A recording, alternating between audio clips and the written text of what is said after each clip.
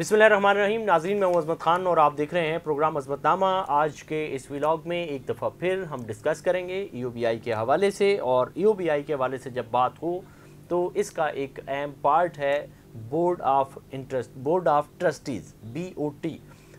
ये BOT क्या है, कब बना, कैसे बना, इसमें अरकान इसके कौन कौन होते हैं, इसकी मुद्दत कब ख़त्म हो गई थी, इसकी मुद्दत कितने टाइम के लिए होती है, बोर्ड की कारकर्दगी क्या है, बोर्ड की कुछ ज़ैली कमेटियाँ होती हैं, उन ज़ैली कमेटियों का काम क्या होता है, उन कमेटियों में लोग कौन होते हैं, ये सारी सूरत हाल आज के इस व्लॉग में डिस्कस करेंगे। और इसके लिए स्टूडियो में हमें ज्वाइन किया है मोहतरम इसरार अयूबी साहब ने। सर अस्सलाम वालेकुम, आपका बहुत शुक्रिया कि आपने वक्त दिया। हमारे नाज़रीन को ये बताइएगा कि EOBI का जो बोर्ड ऑफ ट्रस्टीज़ है, इसकी मुद्दत कब ख़त्म हो गई थी और इसकी मुद्दत ख़त्म होने के कितने अरसे बाद नया बोर्ड बन जाना चाहिए था जो अब तक नहीं बना है? शुक्रिया अज़मत साहब। देखिए, जितने भी फलाही इदारे हैं ना मेहनत कशों के, ये आलमी इदारा मेहनत का जो मुख्तलिफ सिफारिशात हैं, कन्वेंशंस हैं, उसकी रोशनी में तश्कील दिए गए हैं। तो आलमी इदारा मेहनत ख़ुद भी से फ़रीक़ी बुनियादों पर कायम है। इसी तरह EOBI सोशल सिक्योरिटी और वर्कर्स वेलफेयर फ़ंड जो हैं, इसका जो इंतज़ाम चलाते हैं वो से फ़रीक़ी गवर्निंग बॉडी या बोर्ड ऑफ ट्रस्टीज़ चलाता है। तो EOBI के कानून के तहत भी एक 16 रुकनी बोर्ड ऑफ ट्रस्टीज़ है से फ़रीक़ी, जिसमें वफाकी हुकूमत, चारों सूबाई हुकूमतों, मालकान, चारों सूबों के और चारों सूबों के मुलाजमीन को नुमाइंदगी दी गई है। और ये जो बोर्ड है, इसकी मुद्दत कानून के मुताबिक 2 बरस है। मौजूदा बोर्ड जो है 2013 में तश्कील दिया गया था और इसकी जब मुद्दत थी वो 2015 में ख़त्म हो चुकी है। लेकिन हैरत अंगेज़ तौर पर आज 2025 में हम ये प्रोग्राम कर रहे हैं, तो जो बोर्ड है वो अभी तक कायम व दायम है। तो उसके नतीजे में बहुत सारे सवालात ने जन्म लिया है, बहुत सारे कानूनी मसाइल पैदा हो रहे हैं। दूसरी बात ये, बोर्ड जिन हालात में तश्कील दिया गया था, इसके सामने सबसे पहले जो अहम मसला था वो था ज़फ़र इकबाल गोंदल चेयरमैन और उनके जो साथी अफसरान थे, उन्होंने नामनियाद सरमायाकारी के नाम पर 35 अरब रुपए का एक मेगा लैंड स्कैंडल याद है आपको UBI में हुआ था, जिसका उस वक़्त के चीफ जस्टिस थे सुप्रीम कोर्ट ऑफ पाकिस्तान के जस्टिस इफ्तिखार चौधरी साहब, उन्होंने उसका सू मोटो लिया था।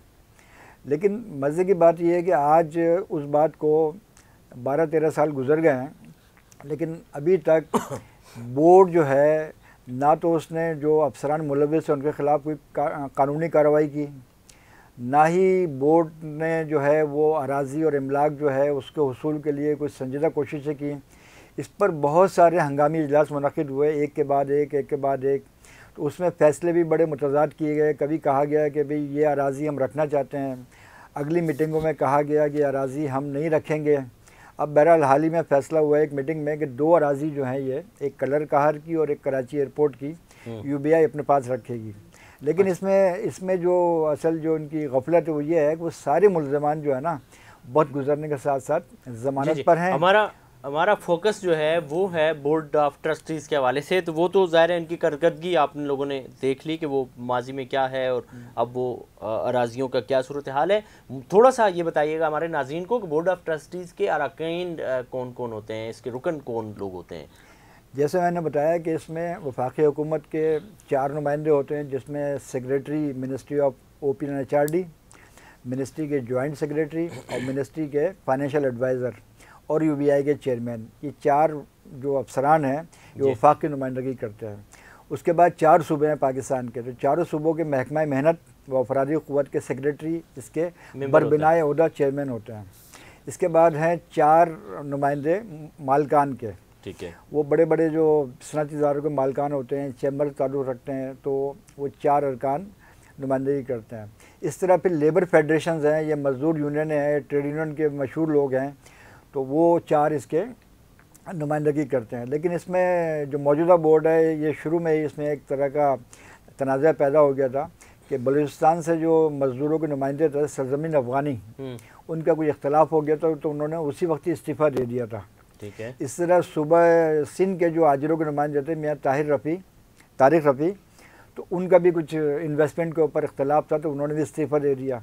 और हुकूमत सिंध के जो सेक्रेटरी हैं, उन्होंने चूँकि हुकूमत सिंध ने अपनी एक UBI बनाई हुई है कागज़ों पर, तो वो उनका कुछ वो है तहफ़्फ़ुज़ात हैं, तो वो शिरकत ही नहीं करते। तो 16 मेंबरों में से 3 अरकान जो हैं वो शिरकत नहीं करते। अच्छा, सिंध से जो मुलाजमिन के नुमाइंदे हैं, शौकत अली उनका नाम है। ठीक है। वो एक गुमनाम सी एक उनकी मजदूर फेडरेशन है, ठीक है जी, लेटर हेड तंजीम है। वो उसके बुनियाद पर जो बोर्ड के मेंबर बने, और उनका तो कहते हैं कि गुमसुम बैठे रहते हैं तमाम चीज़ों के अंदर, और ये एक लिहाज से वो कोई नुमाइंदगी मुलाजमिन की नहीं कर रहे हैं। अब इसके नतीजे में क्या हुआ है कि सरकारी जो अरकार है ना, उनका गलबा हो गया है। और अमूमन अगर आप इसकी कार्रवाई पढ़ेंगे तो आपको अंदाज़ा होगा कि तमाम जो फैसले होते हैं उसमें जो 2 मज़दूर के नुमाइंदे हैं पंजाब के और सरहद के, ये उसमें हिस्सा तो लेते हैं, लेकिन असल फैसले जो करते हैं सरकारी जो नुमाइंदे हैं वो करते हैं। ये सारी सूरत हाल आपने मुलाजा की है बोर्ड ऑफ ट्रस्टीज़ के हवाले से, उसकी कारकर्दगी भी आपके सामने आ गई, उसके कौन लोग होते हैं और जो लोग मौजूद हैं उनकी असलियत भी आपके सामने आ गई है कि मुफाद परस्त कौन है और इदारे के हक़ में कौन है और मज़दूरों के लिए कौन आवाज़ उठाता है। ये सारी सूरत हाल भी आपके सामने आ गई है। लास्ट क्वेश्चन करेंगे इसरार अयूबी साहब से, वो ये कि EOBI के ये जो बोर्ड ऑफ ट्रस्टीज़ है, इसके जो अरकान होते हैं उसकी जो झैली कमेटियाँ बनती हैं उसमें अफसरान का तो कोई ताल्लुक़ ही नहीं होना चाहिए, तो EOBI के अफसरान उसमें क्यों होते हैं? क्या ये कन्फ्लिक्ट ऑफ इंटरेस्ट नहीं है? शार्ट इसका जवाब दीजिएगा। देखिए, ये जो बोर्ड है ना, तो ये बोर्ड चूँकि काफ़ी अरसे से कायम है, तो जैसे इनकी फ़ीस का बताऊँ मैं आपको, 10,000 रुपये पहले फ़ीस थी, फ़ीस इजलास। बाद में इन्होंने इसको बढ़ाकर 25,000 रुपये कर लिया। फिर बोर्ड की जो है 4 कमेटियाँ हैं, HR कमेटी, ऑडिट कमेटी है, उसके बाद एक इन्वेस्टमेंट कमेटी है, और इसके अलावा जो है एक कमेटी जो है वो इन्वेस्टमेंट की ही कमेटी है। ठीक है। तो उसमें जो सेक्रेटरी होते हैं या उसका कोई एक मेंबर होता है, वो UBI के कोई ना कोई सीनियर अफसर होते हैं।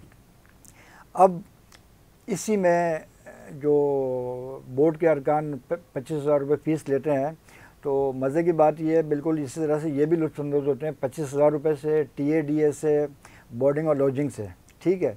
हालांकि एक ज़माने में एक चेयरमैन ने इन अफसरान पे पाबंदी लगाई थी कि बोर्ड की मीटिंग में कोई शिरकत नहीं करेगा, लेकिन अगर आप देखेंगे बोर्ड के कार्रवाई तो उसमें काफ़ी अफसरान जाते हैं कि जो इसके तमाम तरीके से लुत्फ़अंदोज़ होते हैं।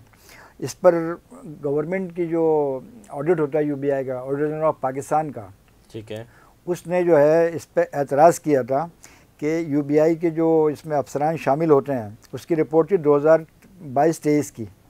उन्होंने ये कहा था कि ये जो शिरकत है इनकी, ये एक कानून है, the prevention and management conflict of interest act 2017, ये उसकी खिलाफ वर्जी भी है, और इन अफसरान की मौजूदगी जो है ना, ये मफादात के टकराव के मुतरादिफ है। बड़ी अहम चीज़ थी, लेकिन इस पर किसी ने तवज्जो नहीं दी, और ये सिलसिला आज भी जारी है। जी जी जी, बहुत शुक्रिया इसरार अयूबी साहब, आपने इतना सारा कीमती वक्त दिया और नाज़रीन को बताया कि EOBI का बोर्ड ऑफ ट्रस्टीज़ क्या है, कब से ये गैर फ़ाल है, इसकी वजह से क्या नुकसानात हो रहे हैं, कौन मफाद परस्त है और कौन इदारे के हक़ में काम कर रहा है और मज़दूरों के हक़ में काम कर रहा है, अफसरान की नज़र किस पे है, TADA लेते हैं या हराम की कमाई खाते हैं, क्या सूरत हाल है, सारी आपके सामने रखी है। आप इस वाले से क्या सोचते हैं, समझते हैं, कमेंट सेक्शन में ज़रूर बताइएगा। इसी के साथ अपने मेज़बान अज़मत ख़ान को दीजिए इजाज़त।